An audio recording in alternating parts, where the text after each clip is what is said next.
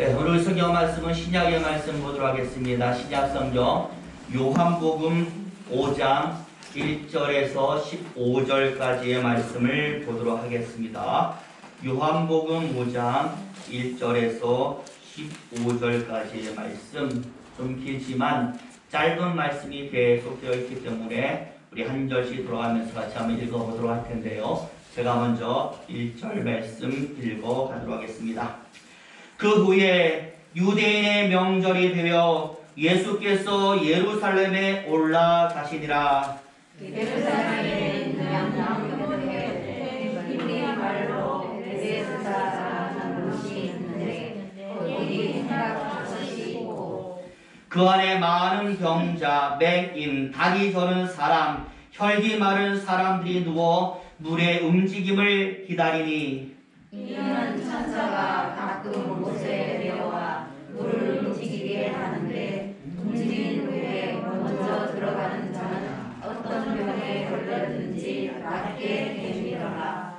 거기 38해 된 병자가 있더라. 예수께서 그 누운 것을 보시고 병이 벌써 오래된 줄 아시고 이르시되 내가 낫고자 하느냐.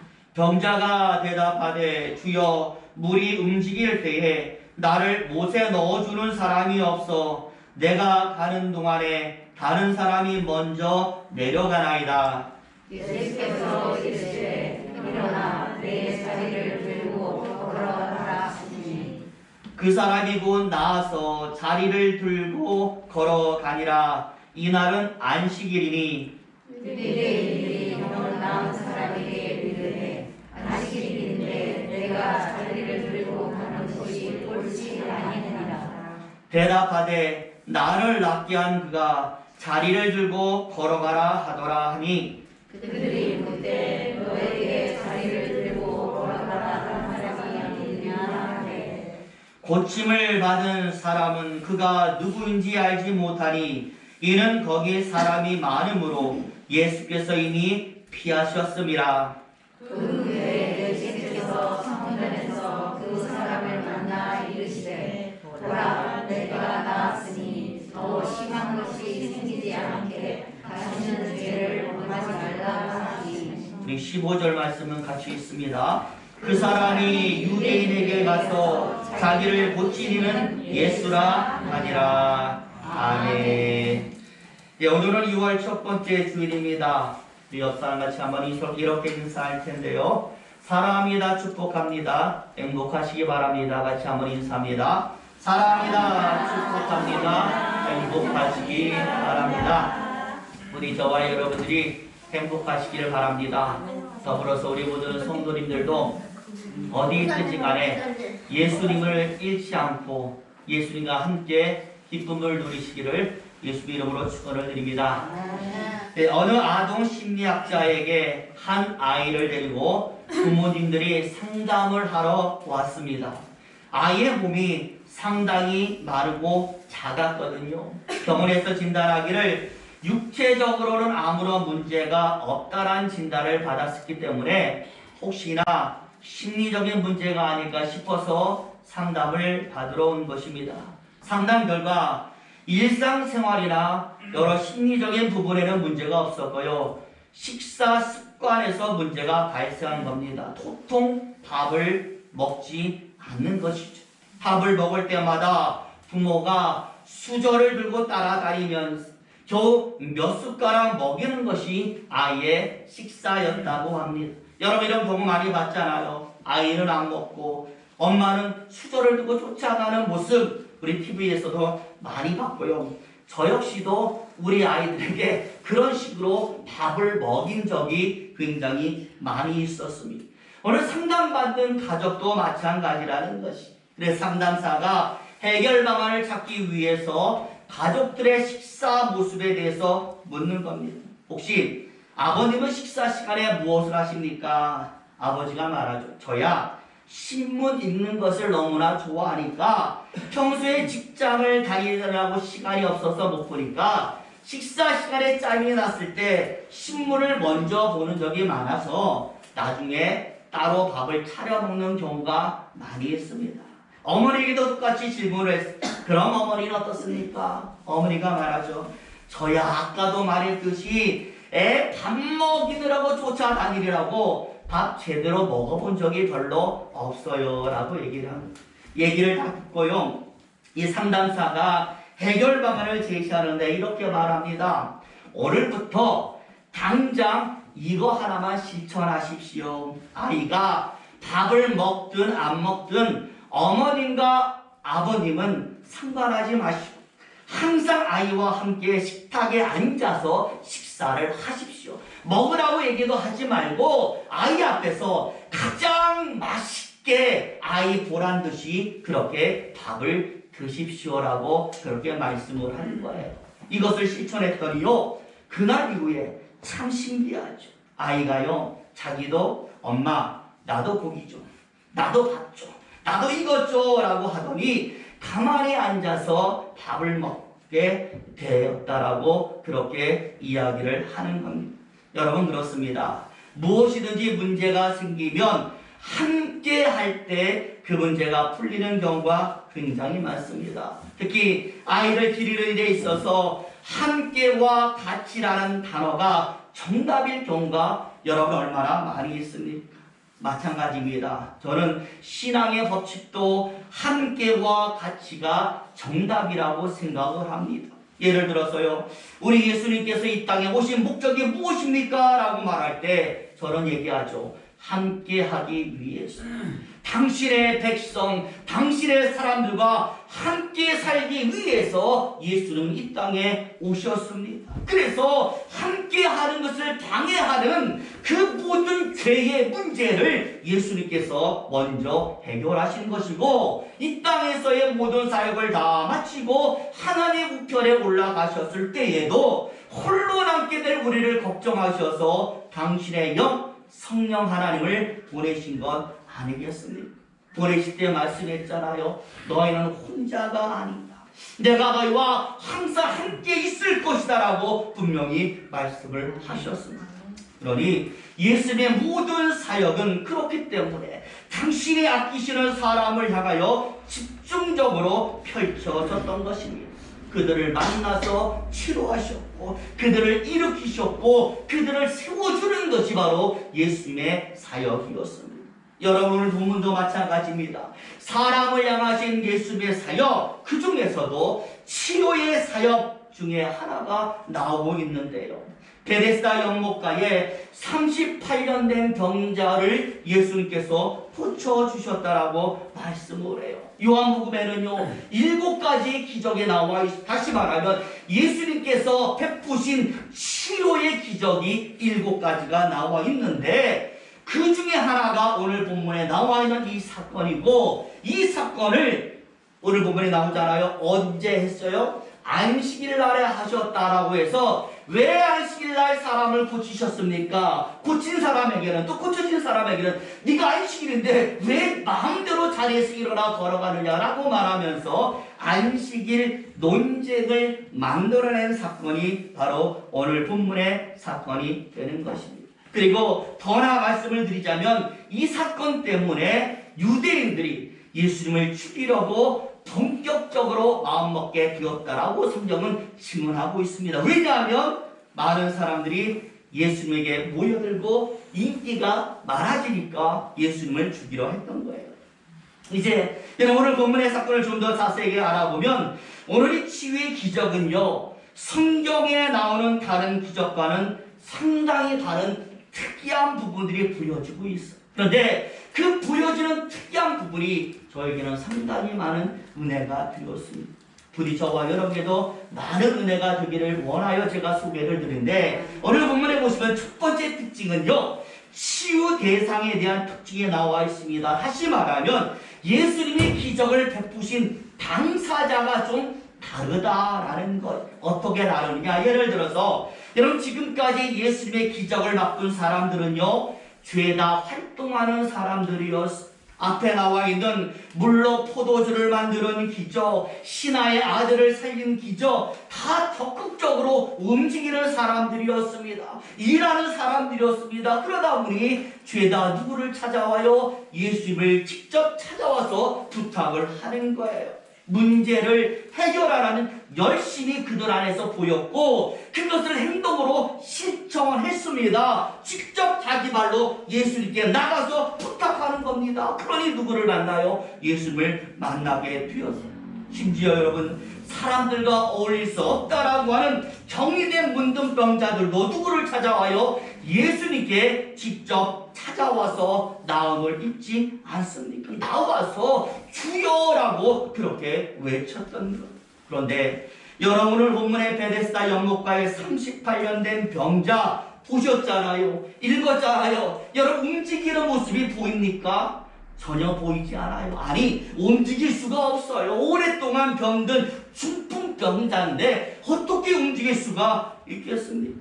지금 이 베데스다 연못가에 이 사람이 누워있는 이유도 이 연못에 누가 내려와요? 천사가 가끔 딱 내려오는데 천사가 내려왔다는 것을 알 수 있는 물의 움직임을 보면 누구든지 먼저 들어가게 되면 어떤 병이든 나을 것이다 라는 전설이 있기 때문에 죄다 사람들이 몰려든 거예요. 자신도 그래서 물이 동하면 먼저 들어가서 내 병 고쳐야지 라고 생각해서 여기에 온 거예요. 그런데요, 움직이지 못하는 자식이 아무리 천사가 내려와 물이 동하는 모습을 봐도 가장 먼저 들어갈 수는 없다라는 거. 누군가 같이 들어가 줘야 되는데 여러분 아시잖아요. 누군가 같이 들어가면 이미 다른 사람이 먼저 들어가 있는데 누가 자기를 같이 데리고 그 연못 아래 들어가 주겠느냐라는 거. 그러다 보니 아무도 같이 데리고 들어가 줄 사람이 없는 병자. 그래서 38년 동안 그저 누워만 있는 병자, 이제는 완전히 포기해가지고 갈 데도 없으니까 거기에 머물러 있는 병자, 아무런 움직임, 행동도 보여주지 않는 병자가 바로 오늘 본문의 병자라는 것. 두 번째로, 그러다 보니 이 사람에게서는요, 예수를 향한 그 어떤 믿음도 우리는 볼 수가 없다는 것을 알 수가 있는 거예요. 솔직히 여러분, 예수께 나와서 치유받은 사람들을 우리가 보면은요, 그들이 예수께 나온 이유는요, 한 가지였어요. 내가 예수께 가면 예수님은 나의 이 병을 치유해 주실 것이다. 나 반드시 나올 수 있을 것이다. 해결해 주실 것이다. 라는 기대와 확신과 믿음을 가지고 나와. 그래서 주여 불렀고 나를 고쳐주소서라고 그렇게 말하고 있지 않습니까? 예를 들어서요, 물로 포도주를 만드신 기적에는 누구의 믿음이 있습니까? 어머니인 마리아의 믿음이 있었어요. 그리고 물인데도 그것을 가지고 손님에게 갖다 주는 그 하인들의 신뢰도 그 속에 포함되어 있었습니다. 또한 여러분, 신하의 아들을 낳게 되는 그 기적도 마찬가지. 누구의 믿음이요? 신하의 믿음이에요. 내 아들을 누가 예수께서 고쳐줄 것이다. 그래서 예수님께서 네 아들이 살았다라고 말씀하니까 뒤도 돌아보지 않고 가서 자신의 아들이 낳은 것을 지켜보는 믿음이 바로 그 사람 안에 있었다라는 겁니다. 오늘 여러분, 우리도 마찬가지 아니겠습니까? 누구를 향한 믿음이 있어요? 예수를 향한 믿음이 있기 때문에 우리는 이 시간에 나와 예배 드리면서 하나님의 이름을 부르는 줄로 믿습니다. 나를 구원하셨다라는 믿음, 나는 천국에 간다라는 믿음, 나는 영원히 하나님과 함께 살 거라는 확신이 있기 때문에 오늘 우리는 이 자리에 있는 겁니다. 그래서 모든 성경의 기적은 예수의 능력과 사람들의 믿음이 완벽하게 결합되어 나타나고 있는 기적이 바로 성경 속에 나타난 기적이 되는 것이죠. 그런데 오늘 38년 된 병자에게서 여러분 읽으셨지만 이런 믿음이 보여지십니까? 아예 오늘 병자는요, 자신을 낫게 해준 분이 예수라는 것도 몰랐다라고 얘기하거든요. 우리 13절 말씀 볼까요? 13절 보여주시죠. 올려주세요. 같이 있습니다. 시작. 고침을 받은 사람은 그가 누구인지 알지 못하니 이는 거기 사람이 많으므로 예수께서 이미 피하셨습니다. 자기에게 와서요 말을 걸어준 사람, 너 나았으니 이제 걸어가라라고 한 사람이 누군지도 몰랐다라고 말씀을 하고 예수인지를 몰랐어요. 그러다 보니 자기에게 말하고 있는 이 사람에게 주여 저 좀 낫게 해주세요 라고 말 한마디 못하는 것, 완전히 무기력 그 자체가 이 병자의 정체였다는.